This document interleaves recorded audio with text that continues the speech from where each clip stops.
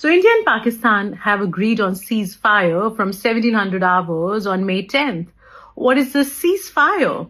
Does that mean that the war has ended? Not quite ended, Shikha. So ceasefire is more like a temporary stop in the war. Look at it as a pause button and not a stop button.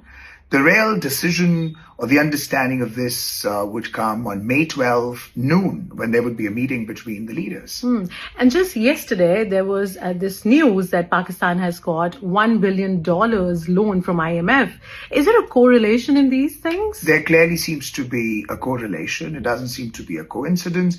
Let us first understand IMF. Now, International Monetary Fund, IMF, is not a peacemaking organization. It is, in fact, an organization that gives loans to the developing countries so that they could grow themselves economically or they could avoid the economic collapse. But in order to sanction the loan, it looks for the country to be stable politically, economically, or in simple words, it should be safe and reliable enough to invest or give money to. Now, that could be a big reason why Pakistan agreed to the ceasefire, because it wants the loan to be sanctioned. But India did not vote for it, right? So, interestingly here, we need to understand India's position in the IMF.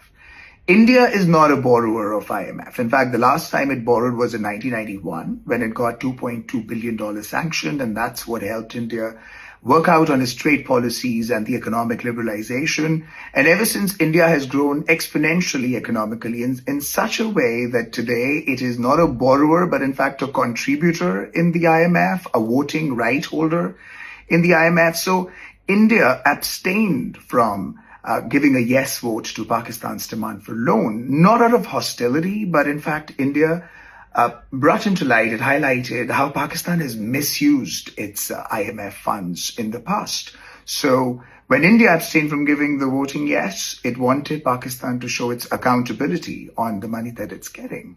So what's the takeaway here? So overall, the takeaway is direct.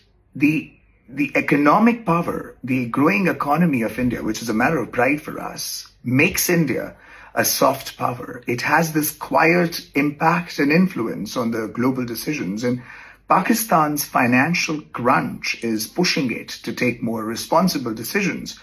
And also, under all this, the impact of the international diplomacy coming out from USA and UAE can also not be underestimated. It's a subtle yet significant turn of events. All the best. All the best.